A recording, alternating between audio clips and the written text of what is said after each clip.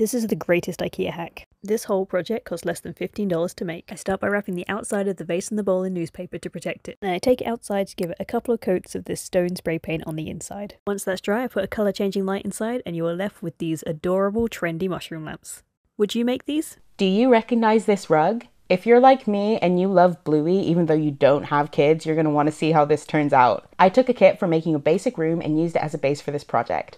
I tried to make every aspect of Bluey and Bingo's bedroom, and it involved not only needle punching, but tiny woodwork, electrics, printing on fabric, paper, and a whole lot of glue. I reused some of the wiring that came with the kit to make their cute little salt lamp, and to be honest, I particularly enjoyed making all the teeny tiny books and little details of their bookshelf. I even used shrink plastic to make their iconic stained glass window, and it turned out pretty darn good. Shrink plastic really is the gift that keeps on giving. Finally, I get to stick it all together, place everything exactly where it should be with my trusty tweezers, and not forgetting the glow-in-the-dark stars, thank you Cricut, and it's done! This was a marathon of a project, but it's all worth it to see Bluey and Bingo in their new room, or old room. And look, it glows! I saw this project on TikTok and wanted to try making one myself. It was my first time using lightweight filler and it's my new favourite thing. It can be smoothed on, sanded, and it has the consistency of buttercream. It can be coloured using acrylic paint and put into a piping bag. I covered the mirror in some painter's tape to protect it and I started piping it on. To make this feel like a real cake, I used a variety of colours, nozzles and piping techniques. When that was done, I put on some cream dollops and added the clay cherries I had made earlier. I absolutely love how this turned out and I would definitely be using lightweight filler for many projects in the future. Here's a quick hack to give any lamp a glow up. Start by removing the original lampshade until you just have the frame left. Heat some water, pour in your dye, and I'm dip dyeing some fringe. To get a gradient where it goes from light to dark, I add some more dye and dip the ends. With a quick dry from a hairdryer, you're ready to start decorating. I use hot glue to go around the top of the frame and do a few loops with the fringe until you can't see the lamp below. And after a quick haircut, your lampshade is ready. Gradient turned out so cute. Please let us know if you try this at home, and follow for more hacks.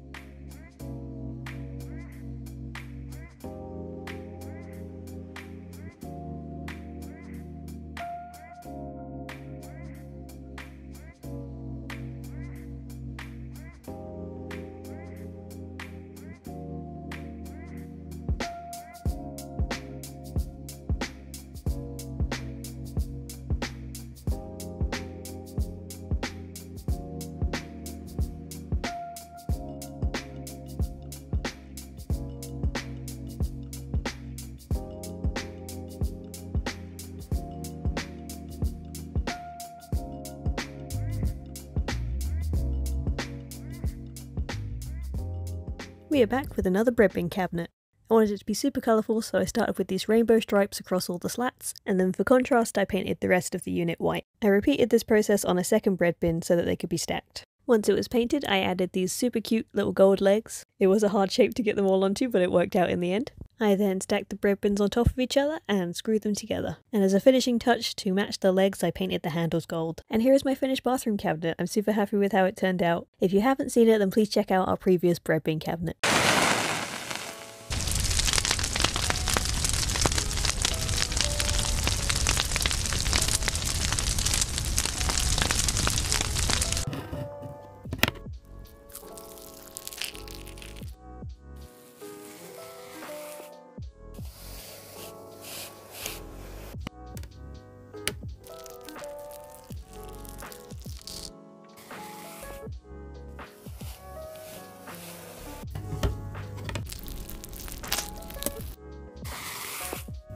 This is the Pinkest Pink paint, a pigment so vivid that cameras and screens can't accurately register or display how pink it really is. All this started when a company called Surrey Nanosystems created a pigment called Vanta Black, the world's darkest pigment.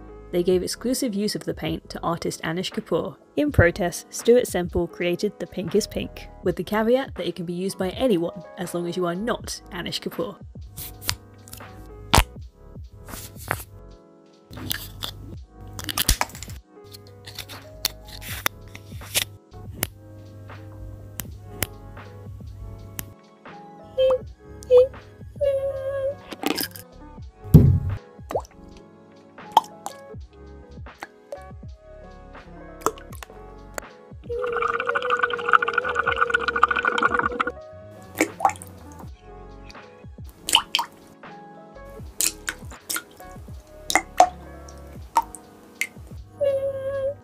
Have you ever tried making a hot glue mold? If you already have a hot glue gun, this can be a really quick and simple alternative to using silicone. Applying that nail polish that you saw earlier on will make it easier to remove the biscuit from the mold, but as you can see, it still requires a good clean. After a quick wash with just some soap and water, the mold is ready to use, and you can use things like resin in these molds, but I prefer using materials with a bit of flexibility to them, like clay. Good enough to eat. If you're anything like me, you've been watching Karen Joy on TikTok make some adorable food art bowls. She usually does cereal. Her newest one was noodles, and I thought I'd attempt to make my own. I coloured some foam clay with acrylic paint and I put it through a noodle strainer, hoping that would work, and it actually kind of did. I was kind of impressed. I found these cute little plastic noodle bowls. All my extra pieces were made out of foam clay. I went for an egg slice and some fish cake. Note to self, wait for the foam clay to dry before you cut into it, otherwise all the colours will blur together. I also wanted to look for a way to make some greenery, maybe some leeks on top, and a friend of mine suggested using some green straws cut up, so I attempted that, and it actually looked pretty good. I coloured my resin brown and drizzled it over my noodles before adding my extra pieces. Once it was done, I glued the chopsticks on top, and look at how cute it turned out. I love it so much. Let me know if there's any other crafts you want me to attempt.